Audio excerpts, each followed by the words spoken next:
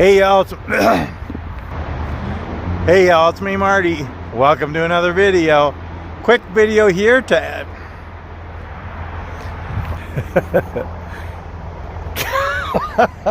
good night. What the heck? I can't talk here. Hey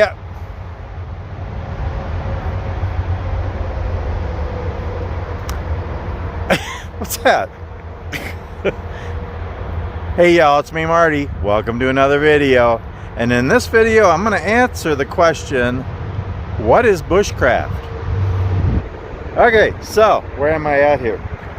I'm loaded with cheese now. I unloaded in Modesto this morning, and then I reloaded in Turlock. I got cheese. I'm loaded with cheese, heading back east, back home to Minnesota. And so I'm on I-80 east, just coming down Donner Pass again, across the highway from where I was yesterday in the video when I went for the hike. I'm going east now, and I pulled over at the overlook here. A nice view of Donner Lake over there. I'll zoom in on it in a second here, show you a little bit about this area. It's really pretty. Ah, that was a lizard. Yeah. Anywho. Yeah, so I wanted to answer the question, what is bushcraft? Okay, so I've seen that question a few times on my channel, on other people's channels too, and you know, even if you enjoy the outdoors and you know a lot about the outdoors and hiking and camping and backpacking and hunting and fishing and all that stuff, you might not know what bushcraft is. It's like, what's bushcraft? Actually, I didn't know anything about bushcraft up until a few years ago, and I still don't know that much. I'm just learning, you know, after 3 years of kind of just, you know, reading and watching videos and learning stuff. I don't know hardly anything. I'm still an amateur. I'm still learning, like in everything. But I just wanted to share a little bit about what I've learned and my opinion on bushcraft and what it is. Oh, we got people back here. I'm gonna walk over here and stand up on a rock here. Yeah, I seen a lizard. I don't know. Oh, this is beautiful. So, my thoughts on what bushcraft is. First of all, bushcraft has been around for decades, actually centuries, probably eons. What's an eon anyway? I don't know what an eon is. Sorry, the light isn't the best here, looking into the sun. But it's been around for a long time, and we just didn't call it bushcraft. I think they started calling it bushcraft, I don't know, 50 years ago, 60 years ago, something like that. Basically, bushcraft is crafting in the bush. And the way I look at it, it is enjoying the outdoors and using natural resources to create things to help survive and to help thrive, and just to enjoy the wilderness and enjoy the outdoors. And people get all huffy puffy about that. Huffy puffy? I don't know if huffy puffy is a thing, but you know, they get all picky and they're like, you know what, you're not really a bushcrafter unless you you know, you go out in the wilderness and all you have is your underwear and a knife. And that's kind of a weird way to look at it. I can't imagine just being in the wilderness just in your underwear with a knife. Actually, if I was standing in the wilderness in my underwear, the second thing I would want was pants. Yeah, I would rather have pants than a knife. Anyway, sorry, I'm going way off on a ramble here, way off on a tangent. People are looking at me and laughing. But yeah, some people are like that. They're like, no, all you need is a knife. You don't need much. You got to be real primitive, and that's good to learn primitive skills, but you don't got to get all picky about it. But you know, just there's all different ways of looking at it, really. It is just enjoying the outdoors and learning things. So, you know, it can be learning how to build a shelter. You know, learning how to use your knife, first of all, and a saw and a hatchet, and learning how to build a shelter. A shelfer? Learning how to be a I can't talk today. learning how to build a shelter, learning how to process wood for a fire, you know, learning how to, learning how to start a fire, different ways to start a fire, learning how to use a ferro rod and a bow drill and a hand drill and flint and steel, that kind of stuff. I don't know how to use any of that stuff. A ferro rod I do, but the other stuff I don't. I'd like to learn someday. But learning, yeah, different ways to start a fire. You know, learning how to carve a spoon and make a hiking stick and make poles for like a tarp shelter and tents. Maybe you can carve toggles, you can carve tent stakes, make it a tripod.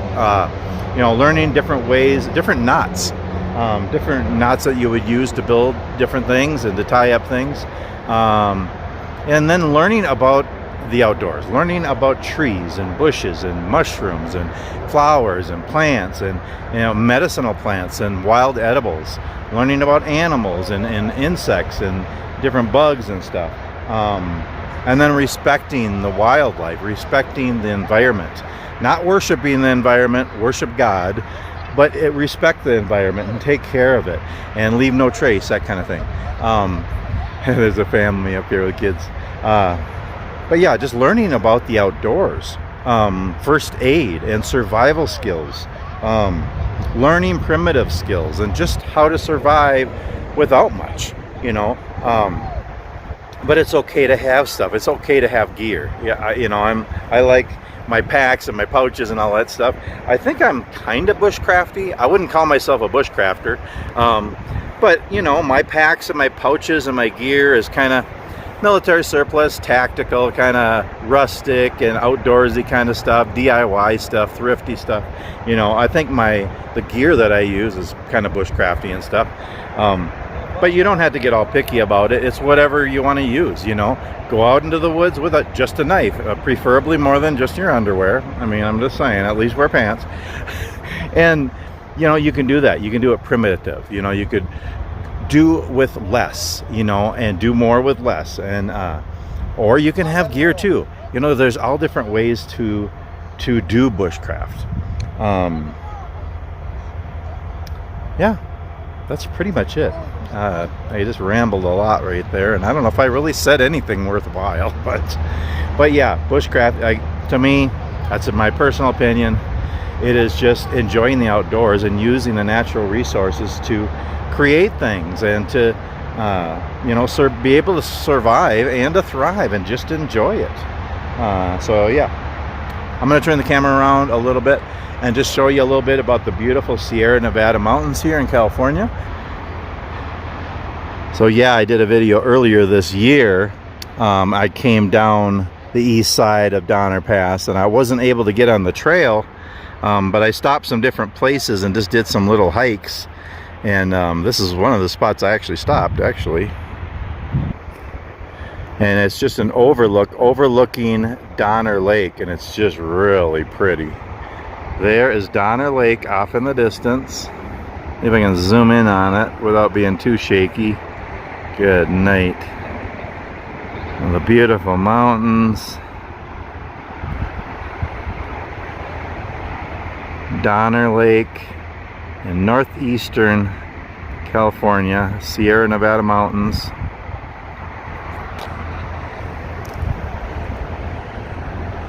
Oh, it's a beautiful day. It's like 60 degrees, nice breeze, sunshine. Sunshine on my shoulder, looks so lovely. Anything down in there? Boy, it'd be neat to see a bear. I really want to see a bear. I just don't want it to be too close to me, because I don't want to get eaten by a bear. That wouldn't make my day. Oh wow, I would love to hike way down in there though. Oh, it actually looks like trails down in there. It looks so pretty.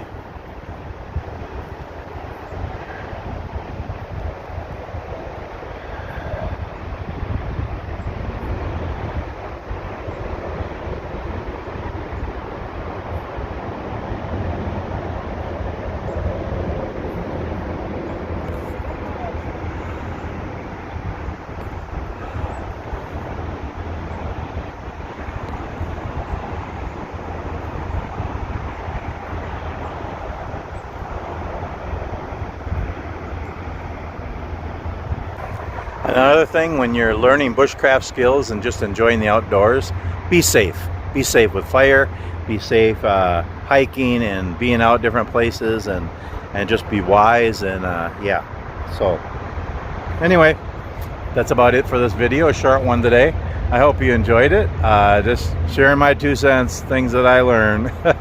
Anyway, thanks so much for watching, and we'll see you on the next one.